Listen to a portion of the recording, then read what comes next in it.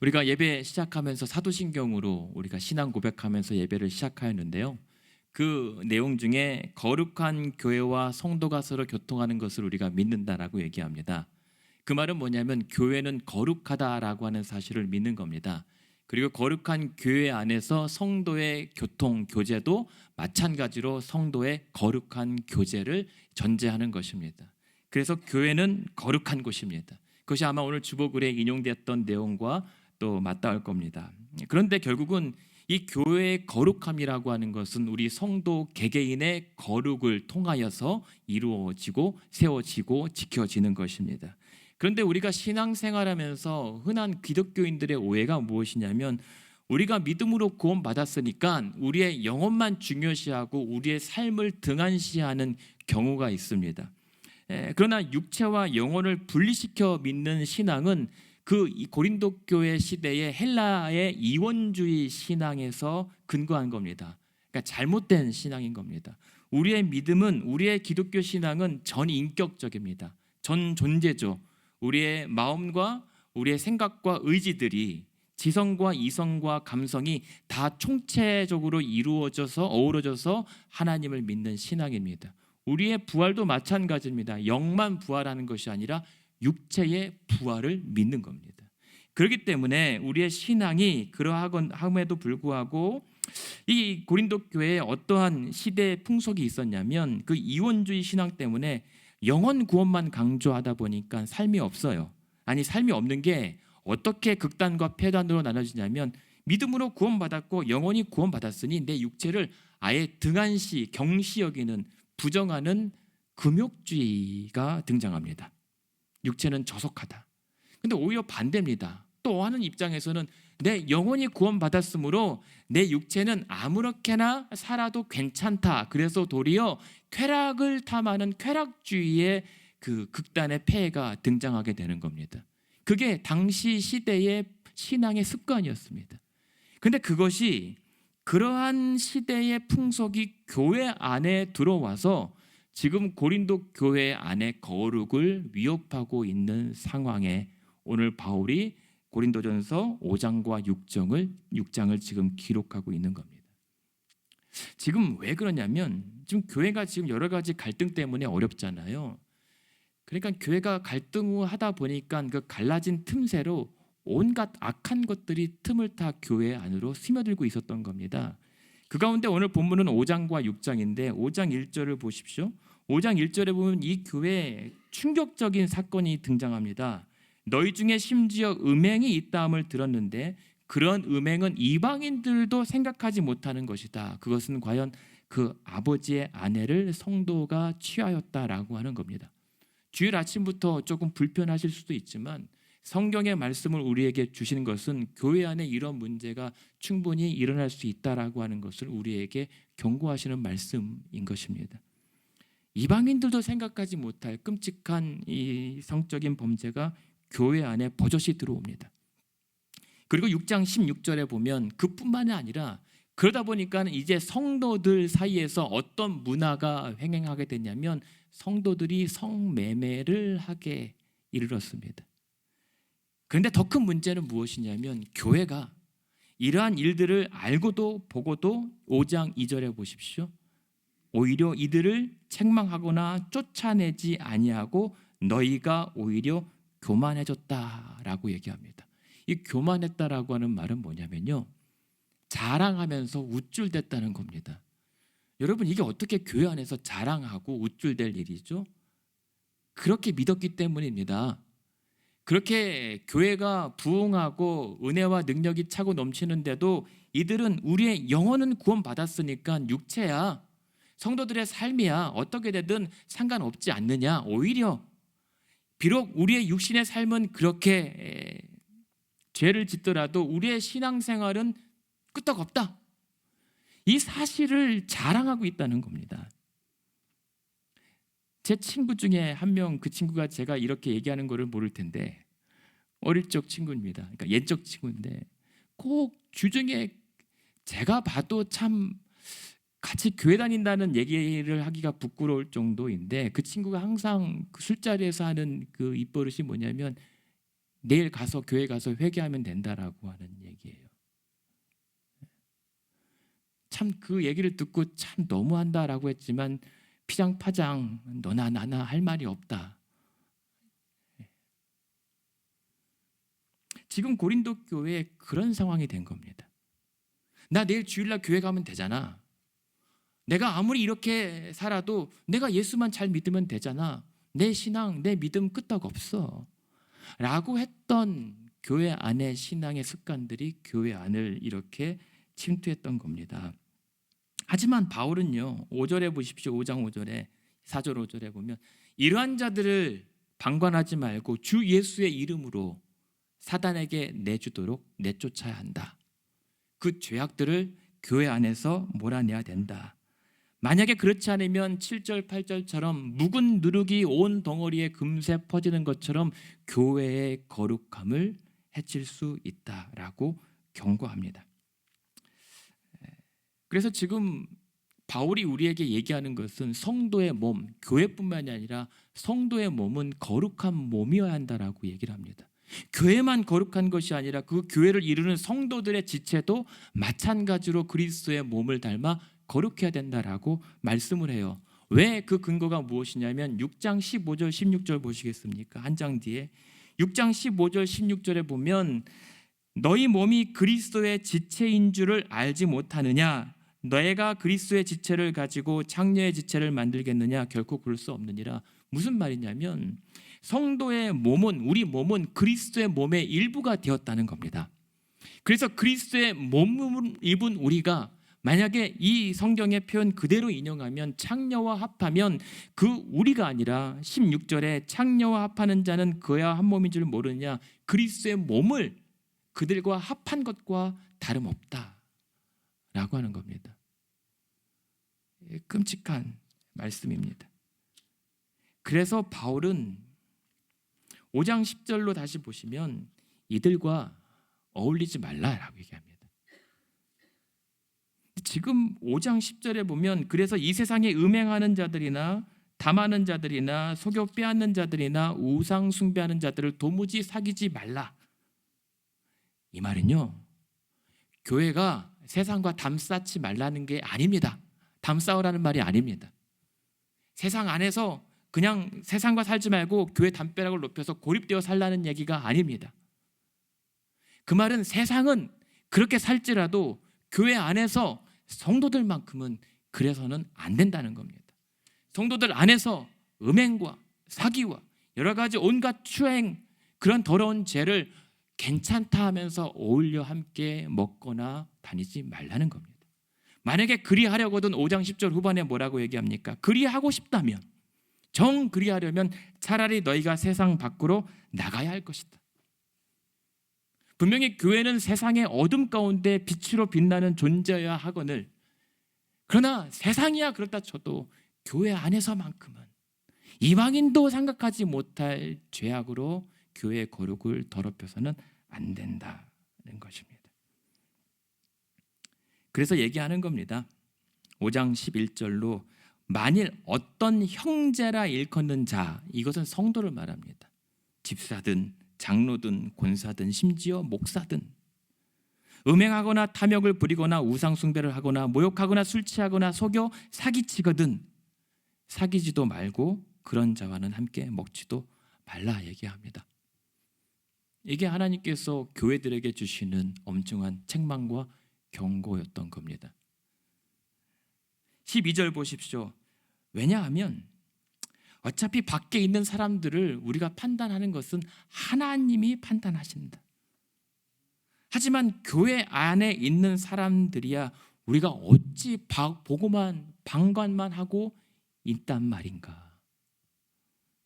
교회의 거룩을 지키라. 그래서 바울이 이들을 차라리 방금 앞서 잠깐 보았던 것처럼 이 5장 5절에 보면 이런 자들은 사탄에게 내줘야 된다. 교회에서 쫓아내야 된다라고 했던 이 말은 오히려 그것이 그 사람을 살릴 수 있는 기회가 될 수 있다는 겁니다. 교회 안에서 나는 구원받았으니까 이렇게 살아도 괜찮다라고 오냐 그렇게 해서 진짜 그런 줄 알고 착각했다가 영원한 사망에 이르게 하느니 차라리 출교해서 사단 권세에 내어줄 때 오히려 그가 그때서야 잘못을 깨닫고 다시 돌이켜 회개하면 구원받아 살 수 있는 기회가 생길 수도 있는 것이다 라고 얘기하는 겁니다. 여러분, 기독교는 사랑의 종교 맞습니다. 우리는 사랑의 성도, 신앙을 가지고 있습니다. 그러나 그 사랑은 진리를 뼈대로 삼습니다. 그리고 그 진리의 뼈대에 사랑으로 살을 덧붙이는 겁니다. 그리고 이 사랑과 진리는 충돌하지 않습니다. 모순되지 않습니다. 왜냐하면 사랑과 진리는 거룩이라고 하는 같은 한 뿌리를 삼고 있기 때문입니다. 그래서 허물을 덮어주는 것이 사랑 맞죠? 성경의 기록대로. 그러나 죽을 죄를 괜찮다고 방치하는 것은 사랑이 아니라 죄입니다.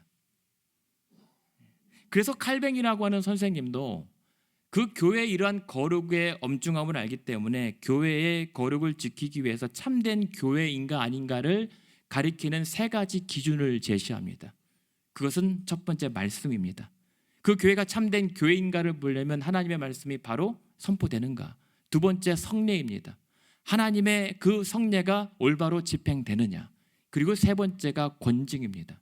그 교회의 거룩함을 해치는 잘못들을 제대로 다스리고 또 주관하고 있는가입니다. 그래서 오늘 성경에 말하는 것처럼 5장 7절에 보면 묵은 누룩을 내버리라 유월절 양 곧 그리스도께서 시행되었느니라 라고 하는 것처럼 이 유대인들의 유월절에 그 경건에 힘쓰기 위해서 누룩 없는 빵으로 경건에 힘썼다면 우리야말로 성도들이야말로 그 죄의 묵은 누룩을 제거하고 오직 순전함과 진실함의 떡으로 교회를 바로 세워가야 된다라고 책망하고 권면하고 있습니다.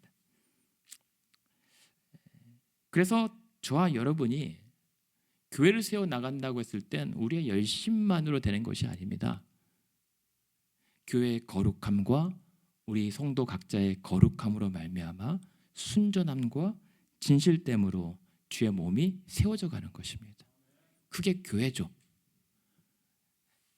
몸집만 비대하면 그러나 그 안에 거룩의 뼈대가 앙상하면 그것은 건강하지 못하고 오히려 위험한 겁니다. 그게 고린도 교회의 상황이었단 말입니다.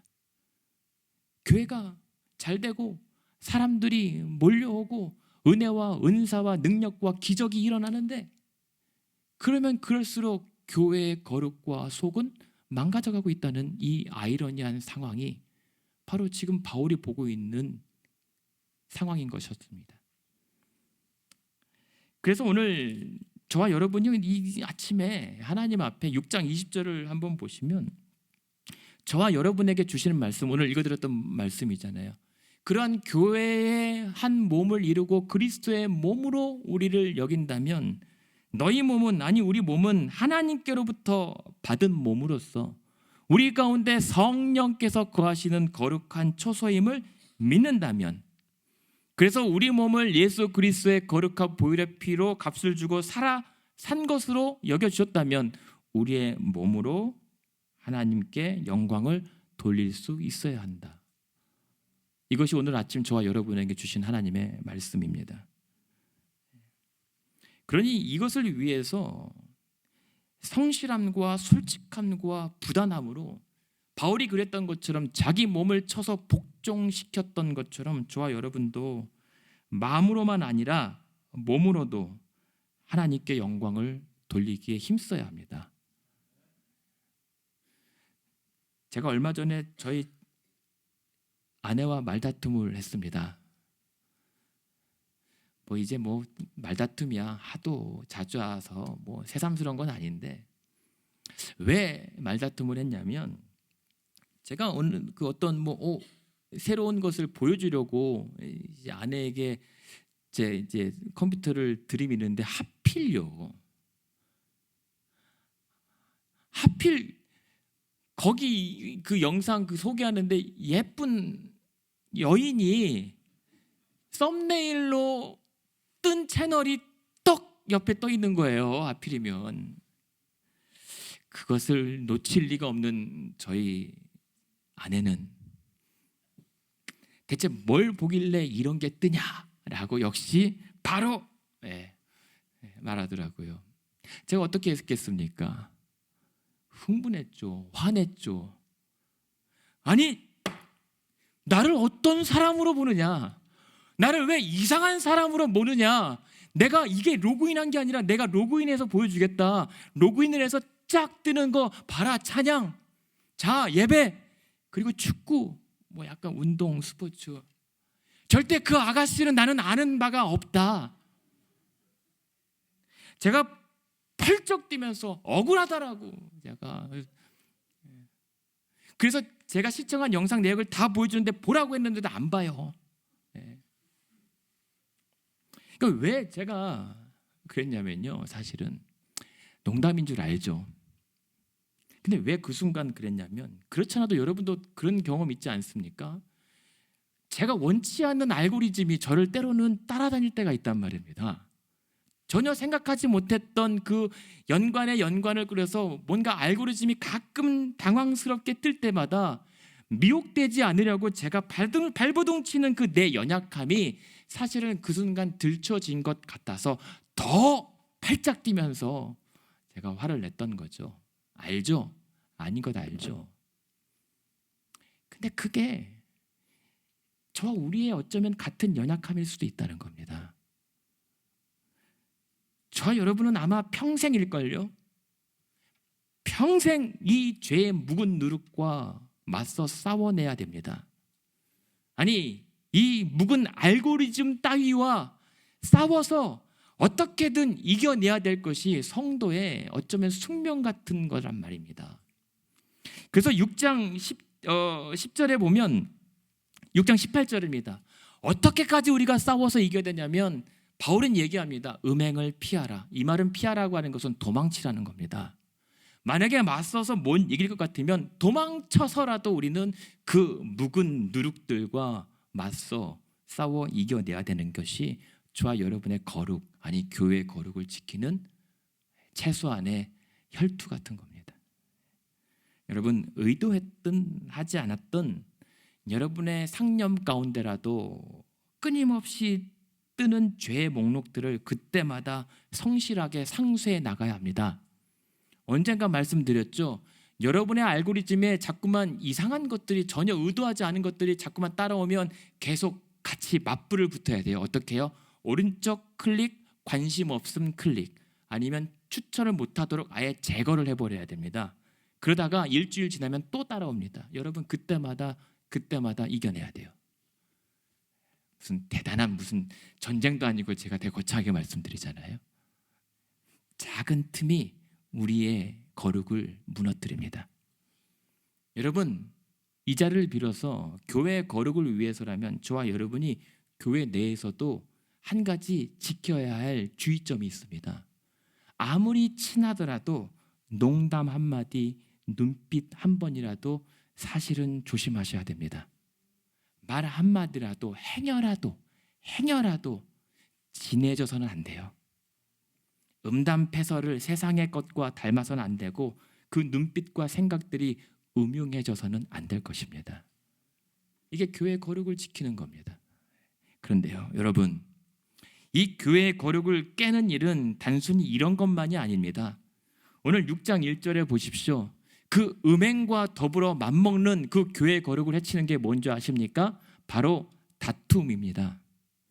6장 1절에 보면 너희 중에 누가 다른 이와 더불어 다툼이 있는데 구태여 불의한 자들 앞에서 고발하고 성도 앞에서 하지 아니하느냐. 이 고린도 교회가 지금 총체적으로 지금 문제가 생겼습니다.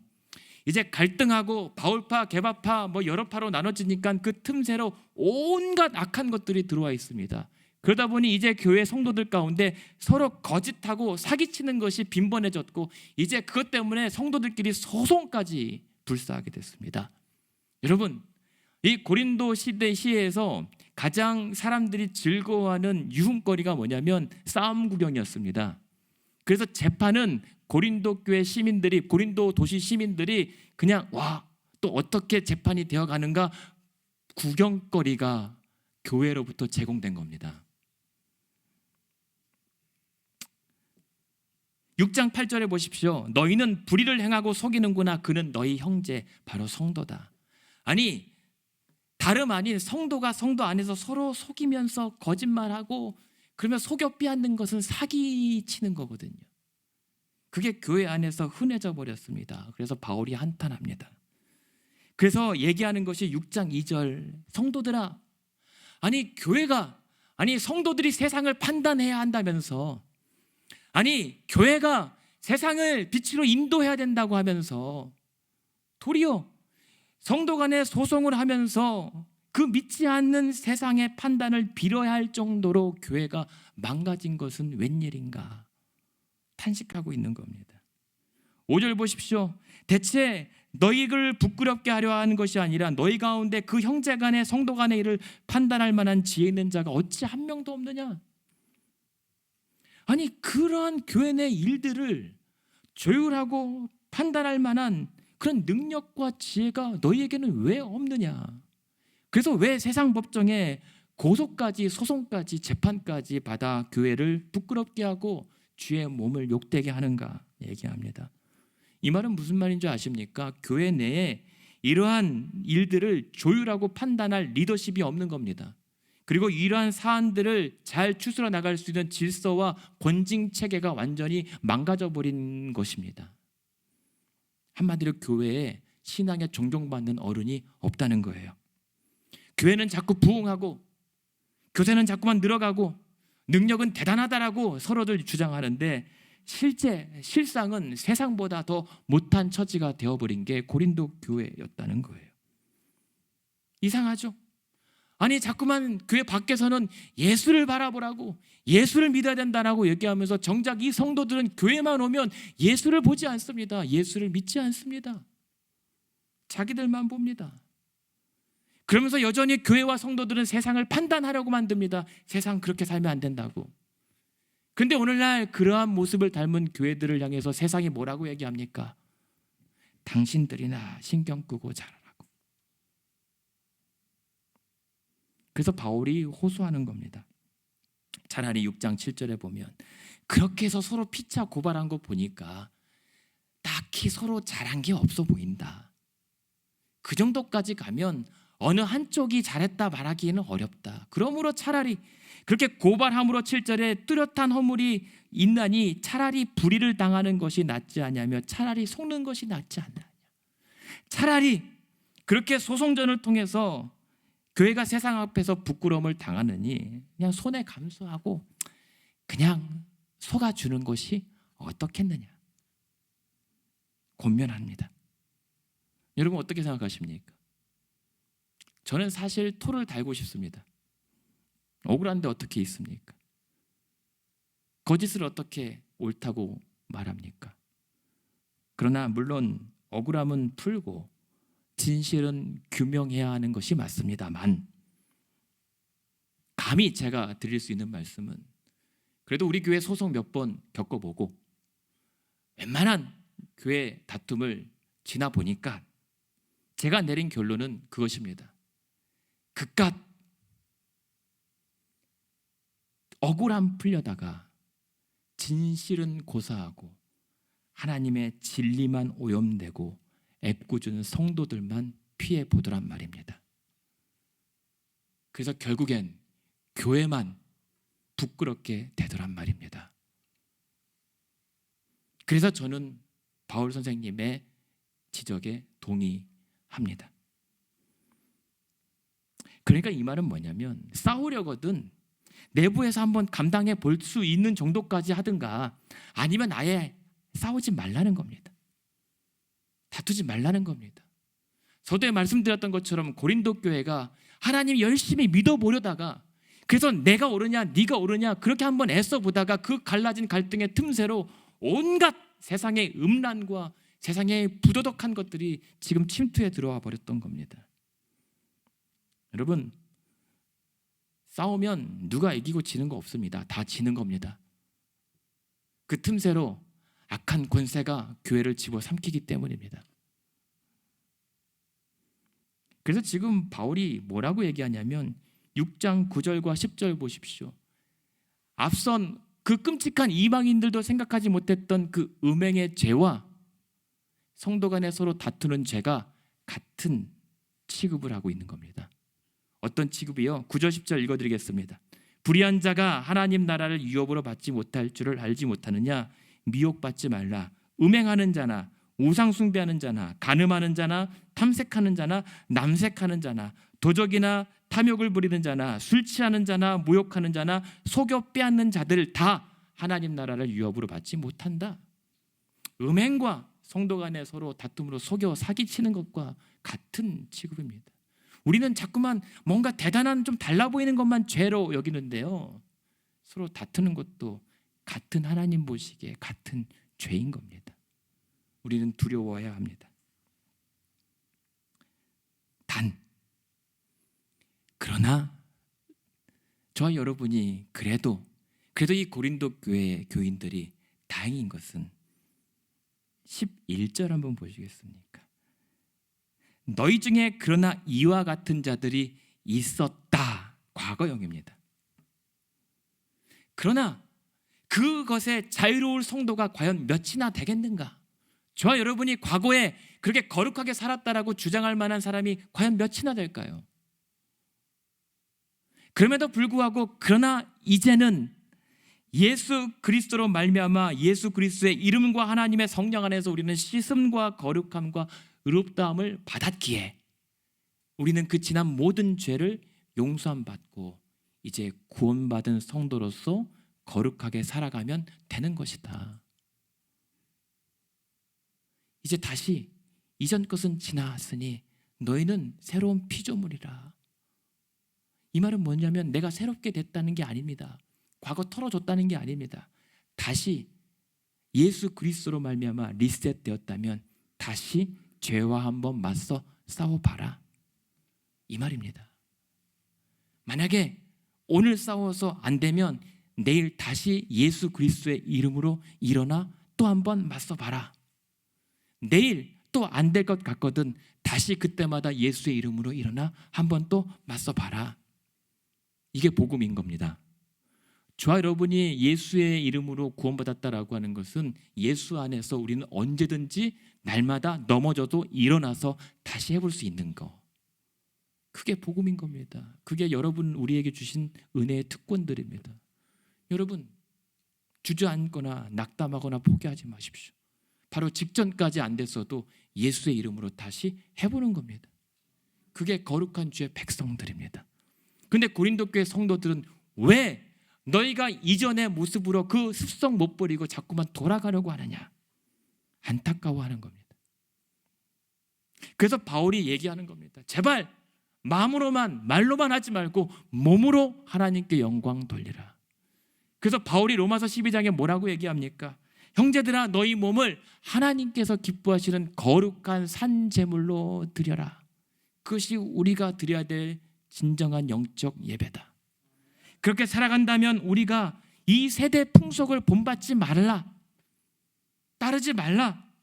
오히려 오직 마음을 성령으로 말미암아 새롭게 됨을 받아서 변화되어 우리가 날마다 고민할 것은 하나님의 선하시고 기뻐하시고 온전하신 뜻이 무엇인지를 분별해 나가면서 고군분투해 나가는 게 신앙생활이다.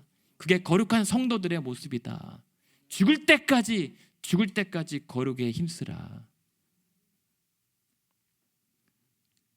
그러니까요, 음행과 싸우되 성도와는 싸우지 말라, 이겁니다. 여러분, 저와 여러분은 6장 12절에 보시면 모든 것이 예수 안에서 자유롭게 되었습니다. 우리는 이제 모든 것을 해도 됩니다. 믿으십시오. 모든 걸 해도 돼요. 어떤 것을 해도 어떤 짓을 해도 우리의 구원이 지장받진 않아요. 바울 말대로라면. 그래서 모든 것이 내게 가다. 그 어떤 것들도 내 구원을 침범할 수 없고 예수 안에 있는 하나님의 사랑으로부터 나를 끊어낼 수는 없으나, 그러나 모든 것이 내게 가하지만 다 그것이 유익한 것은 아니다. 그것이 주의 덕을 세우거나 주의 몸을 세울 수 있는 것은 아니다. 아무리 구원받았다고 해서 그렇게 음행과 다툼을 그냥 밥 먹듯이 하는 것은 문제가 있는 거다. 교회의 거룩과 성도의 거룩을, 주의 몸을 욕되게 하는 것이다. 다음 주에 우리가 그 모습들을 더 살펴보게 될 겁니다. 성도의 자유가 어떠한 것인지, 무엇을 해도 되고 무엇을 안 해도 되는가. 그러나 오늘 이 말씀에서만큼은, 그러나 바울이 모든 것을 내가 할 수 있지만, 내가 예수의 보장 때문에 구원은 취소되지 않은 것을 믿지만, 그러나 한 가지 우리의 몸으로 하나님께 영광 돌릴 수 있는 유일하고 안전한 기준을 우리에게 제시합니다. 12절에 보십시오. 12절 13절에 보면 모든 것이 내게 가하나 다 유익한 것은 아니다. 그러나 13절 후반에 보면 몸은, 그리스도의 피값으로 사주신 내 몸은 음란을 위하여 있지 않고 오직 주를 위하여 있으며 주는 몸을 위하여 있느니라. 우리가 주를 위하여, 자신의 몸을 내주신 그 주님을 위하여 내 몸을 돌보는 겁니다. 먹으십시오, 마시십시오. 단 주를 위해 먹고 마십시오. 해도 좋습니다, 안 해도 좋습니다. 단 주를 위해 하시면 됩니다. 단 로마서의 14장에 이 단서를 둡니다. 단 믿음을 따라 하지 않는 것은 다 죄다. 여기에 다 포함이 되는 겁니다. 그것이 거룩입니다. 그러니까 저와 여러분 교회 혹은 성도들의 행동 표준은 한 가지입니다. 하나님의 거룩. 아버지 온전하신 것 같이 우리도 온전하라라고 하는 그 명령 따라서 아들의 형상을 본받는 게 거룩입니다. 그래서 저와 여러분 교회의 거룩과 여러분 성도 각자의 거룩을 회복하고 수호하는 길은 딱 한 분, 예수 그리스도. 그분의 거룩 위에 서 있는 것이 우리의 거룩을 지켜내는 것이고 교회가 거룩한 이유입니다. 우리 때문에, 어떤 성도들의 잘남 때문에 교회가 거룩해질 수 없습니다. 이 교회의 머리가 예수, 거룩하신 분이시기 때문에 교회가 거룩하다 할 수 있는 겁니다.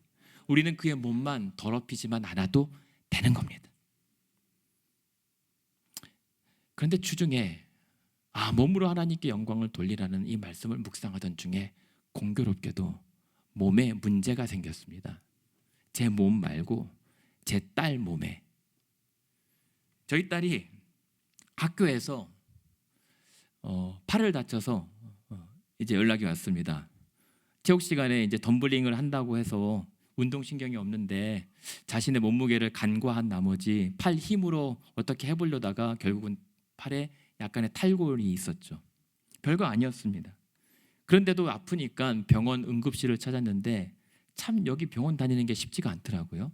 병원을 4군데로 옮깁니다. 여기 갔는데 또 안 되고 저기 갔는데 또 안 되고, 그러다가 한참 기다렸는데 또 여기는 또 보험이 안 된다고 그래서 마지막 병원 4번째 병원에 갔습니다. 그래서 다행히 거기는 또 바로 응급실로 들여내 주더라고요. ER로 가야 된다고 하니까. 그런데 침대에 누워서 7시간을 기다립니다. 아니 한국 같으면 뼈 뚜둑 하면 끝나는 거 아닙니까? 근데 그거를 뭐 약을 먹이고 바이탈 체크를 계속하고 막 하더니 새벽 3시가 되어서야 겨우 집으로 돌아옵니다. 12시 정도에 낮에 병원 갔다가 새벽 3시. 이게 그럴 일인지 모르겠습니다. 그런데 짜증이 많이 나면서 그때 어떤 생각이 나냐면, 야, 이 딸 팔이 이 정도를 보면서도 짜증나고 힘든데, 와, 자신의 건강이 그만큼 위태롭고 사랑하는 가족들의 건강을 그렇게 애쓰며 돌보는 성도님들은 얼마나 힘드실까? 성도님들 생각이 많이 나더라고요. 지금도 병원에 계실 텐데, 지금도 자식 때문에 그렇게 안타까우면서 애써 하루를 롤러코스터 타는 것처럼 힘드실 분들이 계시는데, 딸이 이 정도인데 그분들은 얼마나 힘들까? 내가 과연 이번 주의 주일날 여러분 성도님들 앞에서 몸으로 하나님께 영광 돌리라고 하는 말을 그렇게 아무렇지도 않게 할 수 있을까?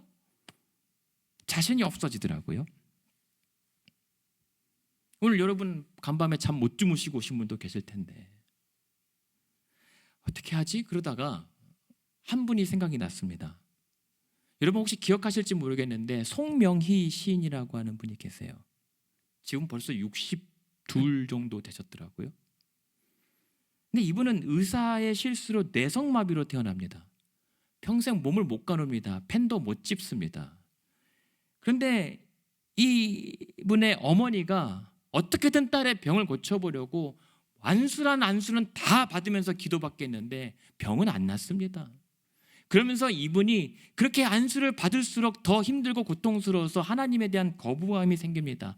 하나님, 나를 이렇게 수모와 아픔을 당하게 만들어서 내놔놓고 왜 아무 일도 하지 않으시는 하나님에 대해서 나는 부인하기 시작합니다. 근데 너무 힘드니까 그래도 다시 하나님께 매달리면서 간절하게 기도해요. 도와주시라고. 근데 그때 하나님의 큰 은혜를 경험합니다. 하나님을 인격적으로 만나게 돼요. 근데 여러분, 하나님을 인격적으로 만난 것과 자신의 육체의 고통과 사실은 별개 상관이 없어 보이더란 말입니다. 너무 그 이후에도 이어지는 고통과 어려움에도, 그러나 하나님께서 어느 날 그 성명의 시인에게 음성을 들려주십니다. 내가 불러주는 대로 적으라. 근데 불러주신 대로 적는데 그게 시가 됩니다. 근데 이분이 받아 적다가 도무지 울며 온몸으로 저항하면서 거부했던 대목이 있습니다. 뭐라고 하냐면 하나님께서 다시 자신에게 그래서 공평하신 하나님이라고 쓰라고 했다는 거예요. 거기서 울며 저항합니다. 하나님, 다른 건 다 인정하겠는데 어떻게 이런 하나님을 내가 공평하다라고 고백할 수 있단 말입니까? 저 못합니다. 나를 이렇게 내버려 두고 하나님 공평하시다고요? 못합니다. 근데 그렇게 대결 구도 가운데 누가 이긴 줄 아십니까? 하나님의 고집이 자기 고집보다 더 셌다라고 얘기하죠. 하나님의 고집 못 걷습니다, 여러분. 그러면서 적은 시가 그거예요. 나 가진 재물 없으나, 나 남이 가진 지식 없으나, 나 남이 받은 건강 있지 않으나, 그래도 나 남이 모르는 것 깨달았네. 나 남이 듣지 못한 음성을 나는 들었고, 난 남이 받지 못한 사랑을 받았고, 난 남이 없는 것 갖게 하셨기 때문에, 그래서 하나님은 공평하시다. 공평하신 하나님이 나 가진 건 나 없지만 그 공평하신 하나님이 나 남이 모르는 것 없는 것 갖게 하셨다. 그게 자기 고백이에요. 여러분, 이분이 그 입술에서 하나님은 공평하시다라고 인정할 정도면 얼마나 고통으로 몸부림쳤는지 모릅니다. 여러분 한번 가서 찾아보세요. 2년 전에 열린 무대 정도, 이분이 그 열린 무대 한국에 장애인의 날 이제 출연하게 됩니다. 근데 이분이 출연하고 휠체어에 몸을 이제 하얀 머리가 됐더라고요. 옛날엔 소녀였는데. 근데 이분이 그 나라고 하는 이 시의 노래를 거기에 출연한 분이 대신 불러주고, 이분이 휠체어 탄 중에서 온 몸으로 찬양을 합니다. 온 몸으로 찬양하지만 우리 눈에는 온 몸을 비트는 것밖에 보이지 않습니다. 그런데 그분이 온 몸을 비틀면서 공평하신 하나님을 외치고 찬양합니다. 여러분, 분명한 건 이것 아니겠습니까? 멀쩡한 몸으로 음행과 다툼을 벌이는 것이 건강한 것인가? 설령 그러지 못한 몸으로 도리어 하나님께 찬송과 영광을 돌리는 것이 건강한 것인가? 우리는 답을 알고 있습니다. 그리고 그것이 성도의 거룩이고 교회의 거룩인 것입니다. 여러분, 말씀을 마치겠습니다. 오늘도 이 자리에 불편한 몸을 이끌고 겨우 나와 예배하는 분들 계십니다. 그리고 어떤 분들은 몸이 불편한 식구들 돌보면서 애타는 마음으로 함께 나와 예배하시는 분들 있습니다. 바라기는 우리를 지으시고 그런 우리에게 예수 그리스도의 몸을 내어주신 우리 하나님께서 여러분의 약한 몸을 돌봐주시고 고쳐주시고 회복 주시기를 주님의 이름으로 축원합니다. 더 나아가서, 그러나 그 하나님의 일과 믿음의 일들을 붙잡다가 여전히 연약한 중에라도 저와 여러분에게 그래도 하나님은 공평하십니다.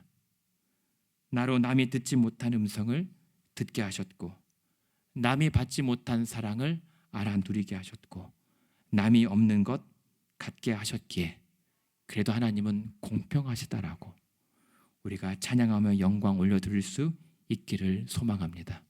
그랬을 때 오늘 마지막 6장 14절에 우리가 그렇게 몸으로 하나님께 영광 올려드릴 때 6장 14절에 하나님이 주를 다시 살리셨고 또한 그의 권능으로 우리를 다시 살리시리라.